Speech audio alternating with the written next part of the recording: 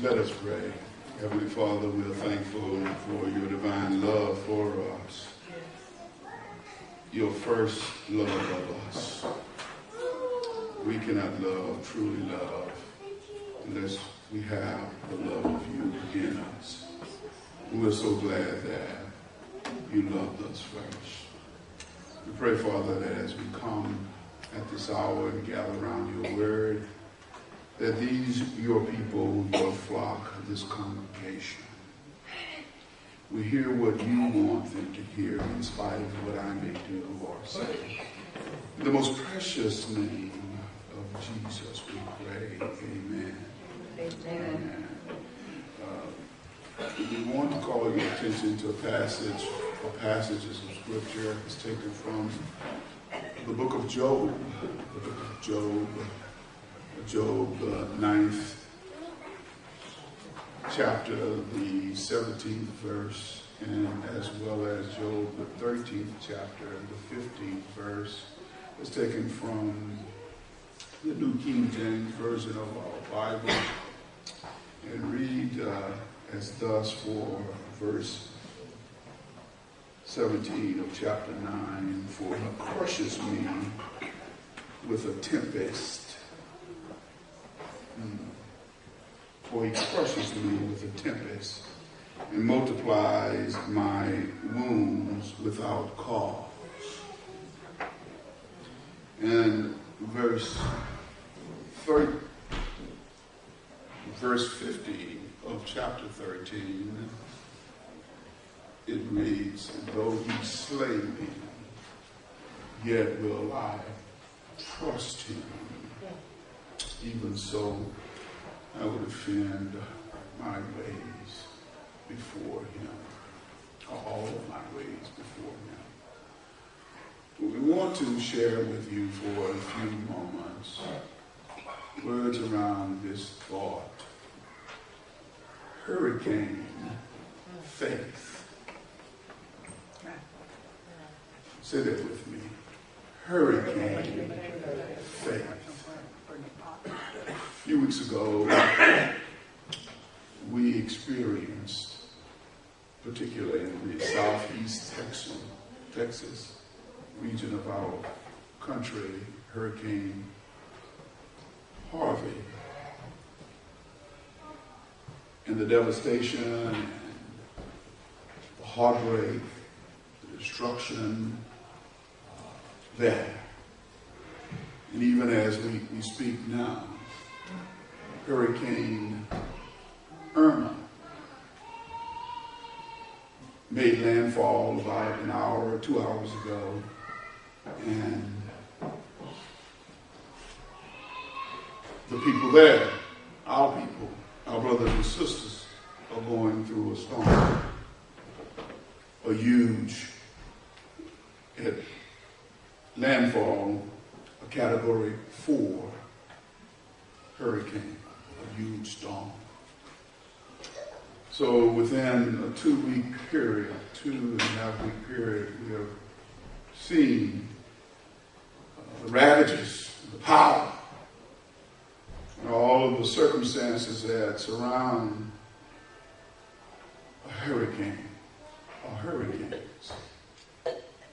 It seems as though, and we'll attest, that either we are in of 3 states of being. Either we're going into a storm, or in a storm, or exiting a storm. It seems to come in cycles, don't it? As we go through this life of ups and downs, of seasonal changes in our mental, our physical, our emotional state, we find ourselves in storms.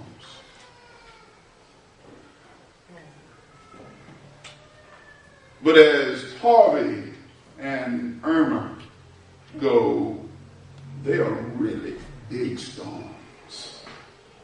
They're huge, and they garner our utmost attention and respect.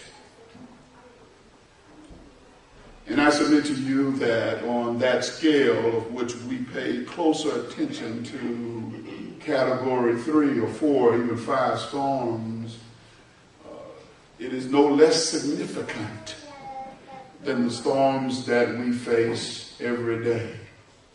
From a physical standpoint, from a mental standpoint, from an emotional standpoint, storms that include finances and storms that include broken relationships, storms between husband and wife, storms between friends, storms between people and the government, people within the government. We face storms. Every day we face a storm, a potential storm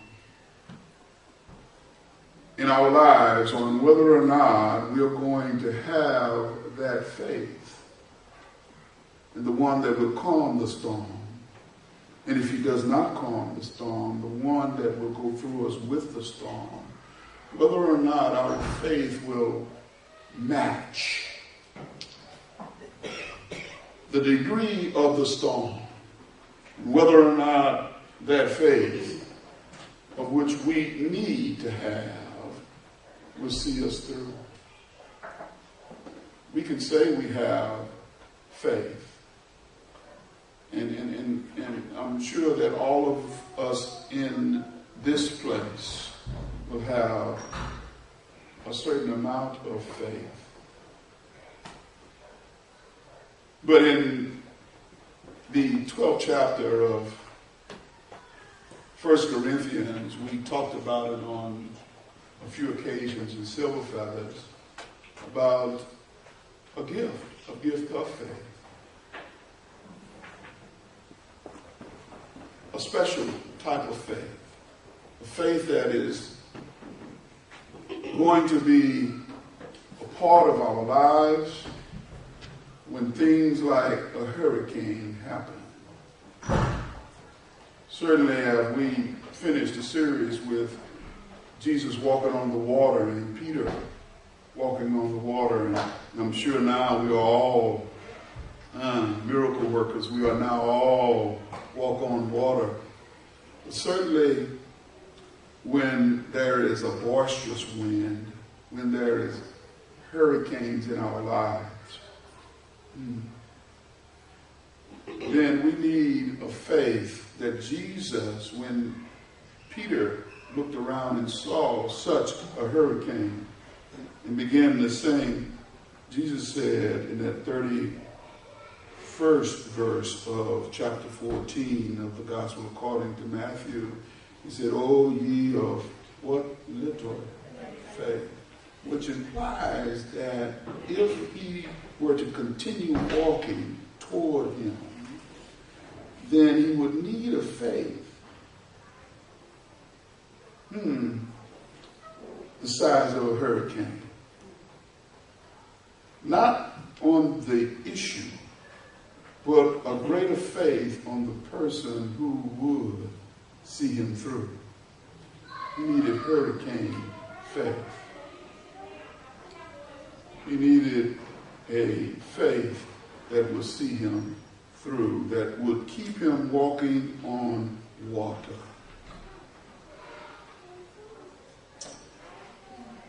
But God will have it that the faith of which we ought to have would be challenged, would be tested, to see, in fact, if we have a hurricane type of faith. Sure, when we scrape our knee, we have faith that God would scrape our knee, but when we start talking about a hurricane of cancer, certainly that faith that goes along with the healing of that cancer or the difficulty of that cancer takes a hurricane faith. When we have difficulties between spouses, where, yeah, a little spat now and then may be okay, but when you have that teeth and tongue falling out type of hurricane in your life, do you have the faith in the one who put you together to keep you together?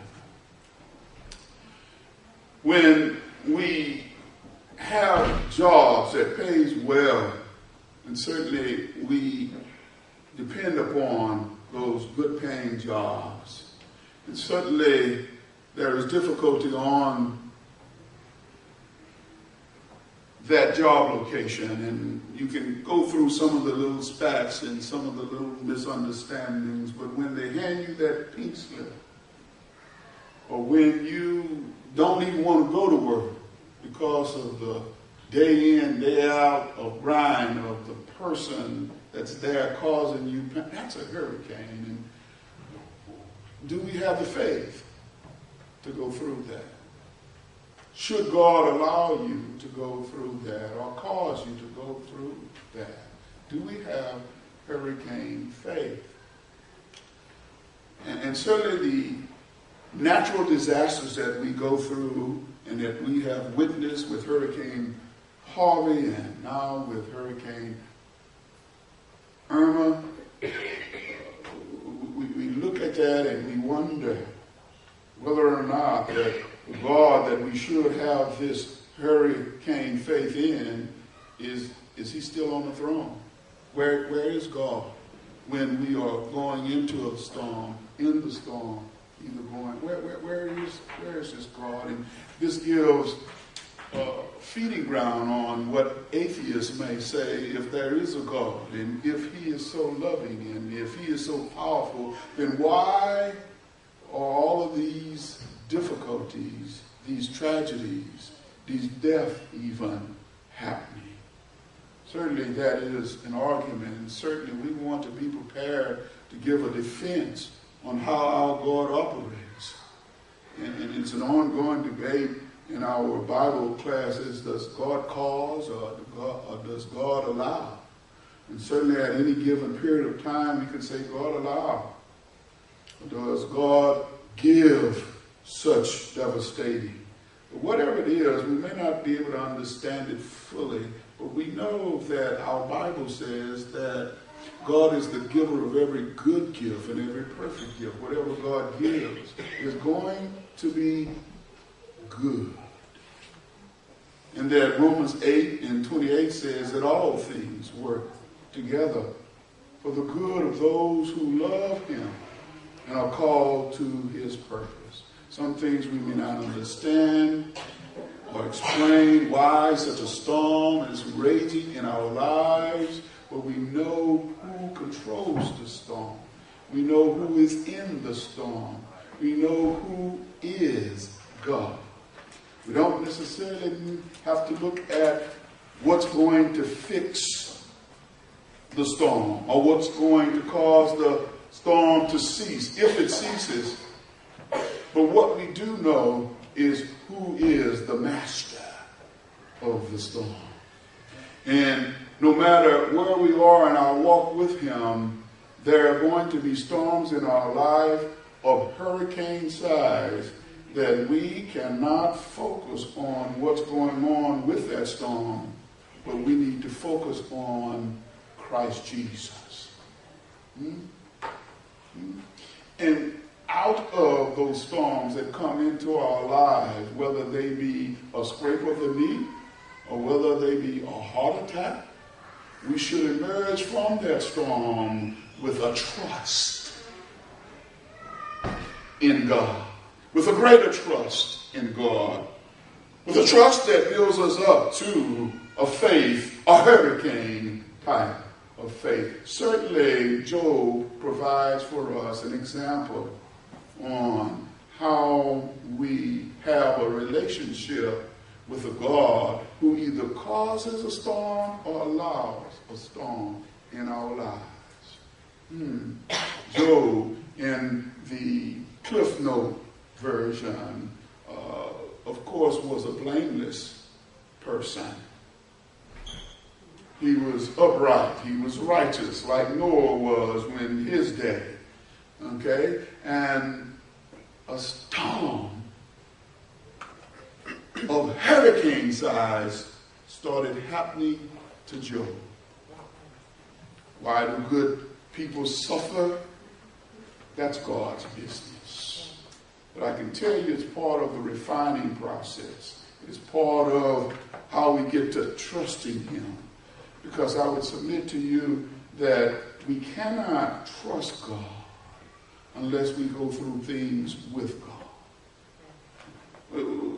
And God has a way of causing or allowing storms in our lives, whereas we can reach a point like Job reached in verse 15 of chapter 13, where he says, though he slay me. We'll talk about that a little bit later. But Job had storm of hurricane magnitude come into his life where he lost property through natural causes as well as through the Chaldeans or the Sadians stealing from him and killing his servants. And he got report after report of storms, hurricane in nature happening to him. And then worst of all, when you think that you're through with some of the storms that impact our resources, then along comes a whirlwind, a cyclone, hitting the home in which his children were there, eating and drinking, and all of his children were killed. Oh, that's a hurricane type of situation. That's a storm. Losing all of your children. Losing one, yes, and losing two, but 10 all in one day. That's a hurricane. That's a storm. Job, when it happened to him, you may recall, he says, naked I come into this world, naked I go out of this world.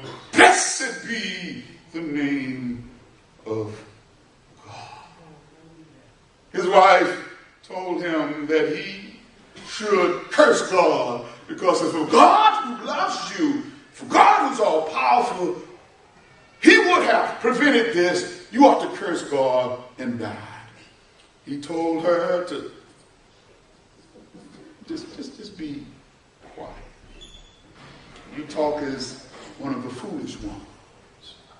Then, I believe he was okay. But then his health began to decline. In fact, boils broke out of it. He had a loathsome disease happening to him. Didn't know why, he just knew it was happening. Didn't know that God and Satan himself had a conversation about it. Did not know. We don't know what's going on. We only know what's reality to us and what's happening to us. And his faith was tested. And then he had 3 friends come to visit him. You know how when friends get to talking. But on this occasion, his 3 friends just sat there for 7 days and 7 nights without saying a word, which is sometimes the best thing to do when folk are going through whatever they're going through, and you come to visit, give them the gift of your presence, is not say a whole lot.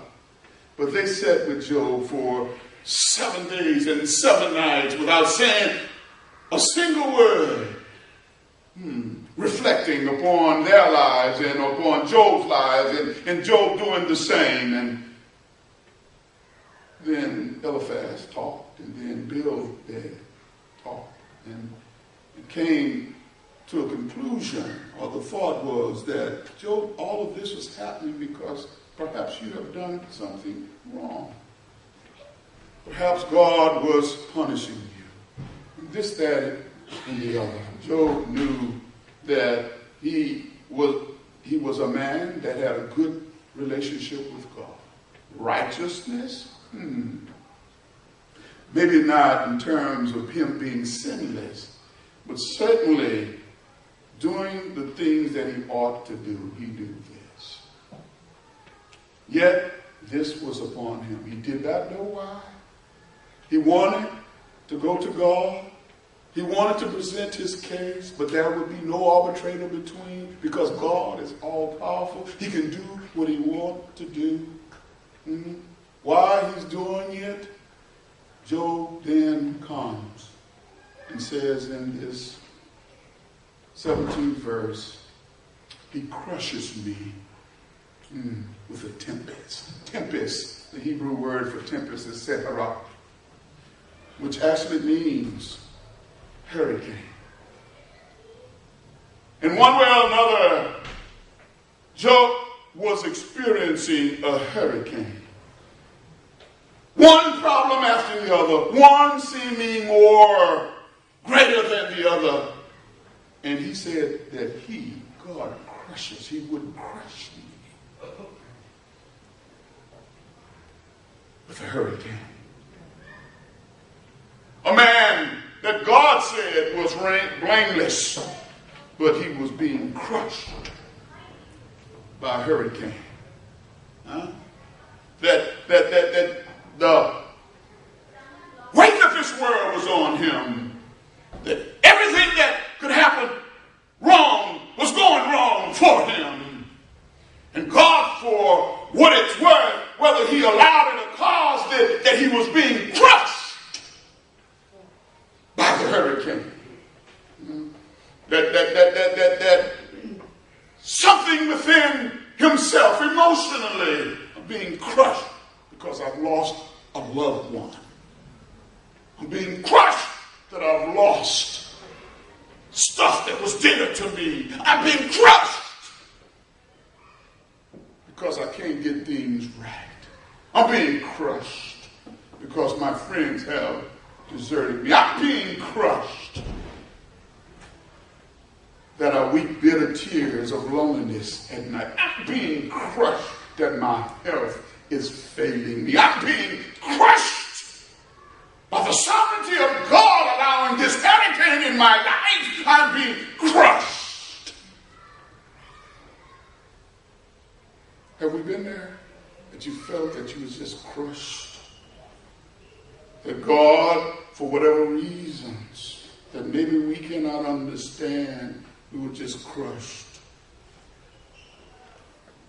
That you get up, yesterday was okay, but today even the dog won't even greet you. That nothing you seem to do amounts to anything. That the few steps you took forward yesterday, it seems like 10 steps. That you felt all right in your grief yesterday, but today it's like a storm that hits you and you can't move. You don't want to move. You don't want to go on. You're being crushed. All of the death, all of the destruction, and all of the misunderstanding, and all of the commotion that you're being crushed by. Have you been that way? I know I have been. And sometimes I don't even know what's wrong with me. All I know that my soul is in anguish. All I know is something within me just ain't right.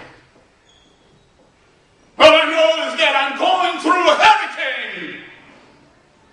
Like Job. Maybe I can't put my finger on it. Maybe I shouldn't even put my finger on it. All I know is that it's a hurricane.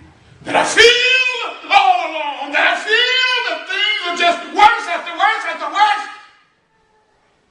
It's a hurricane going on. I feel that if I say a word, people will misunderstand me. A hurricane. If I try to do good, it will be mistaken for me doing wrong. A hurricane. I feel alone. Have you been that way? I have been that way. And everything is going along all right, and then the Cowboys lose again.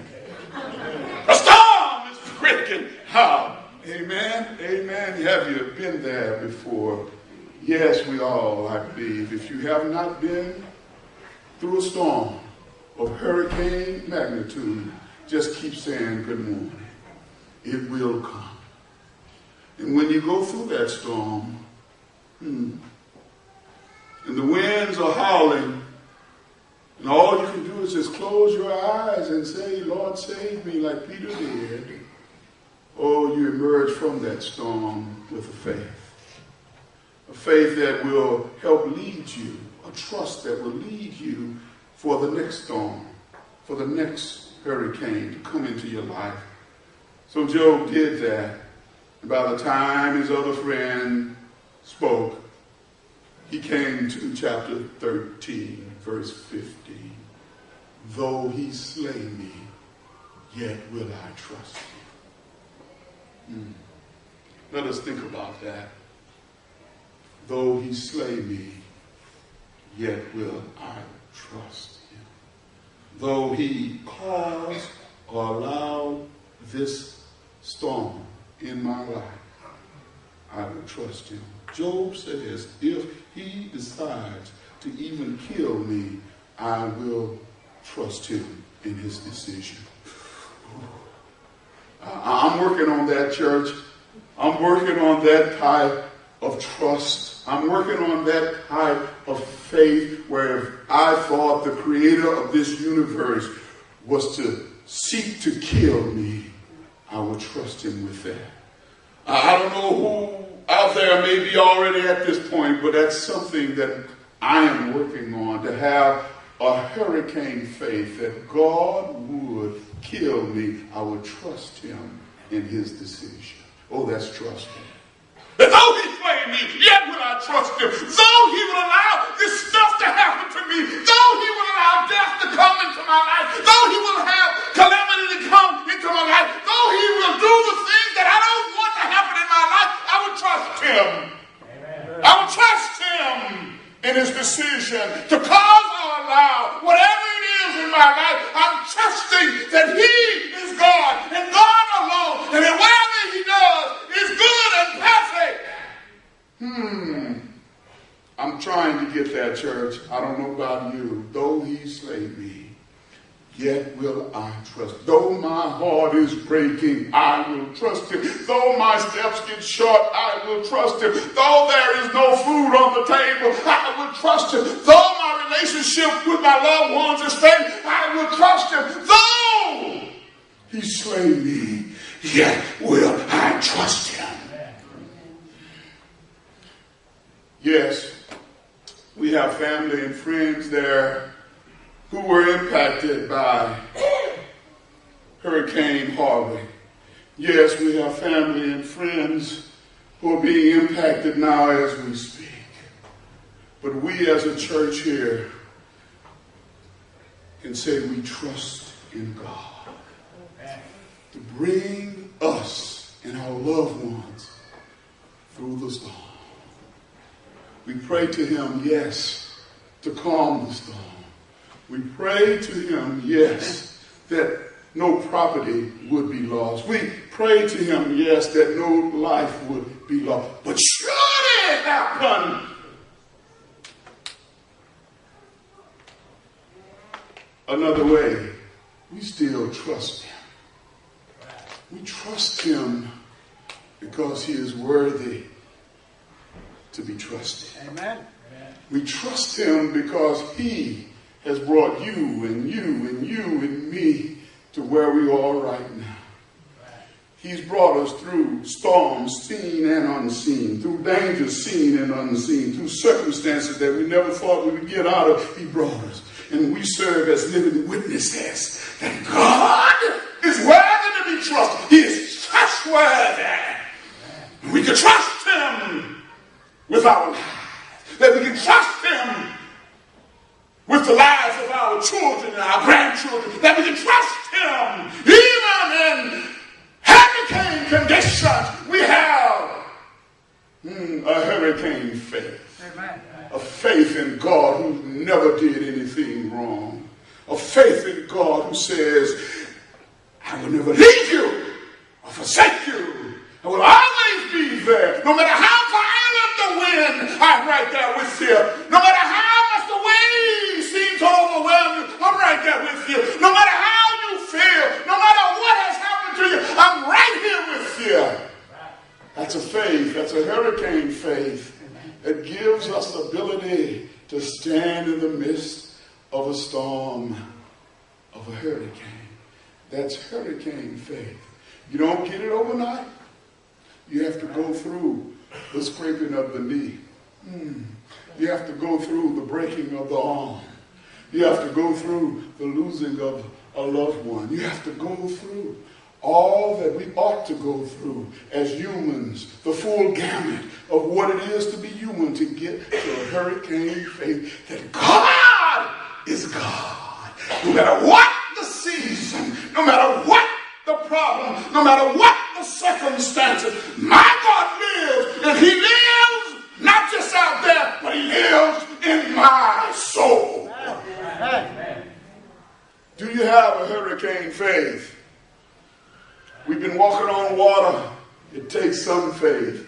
But when a hurricane like Irma, when a hurricane like Harvey, when a hurricane like death comes in our lives, do you have hurricane faith? Amen and amen.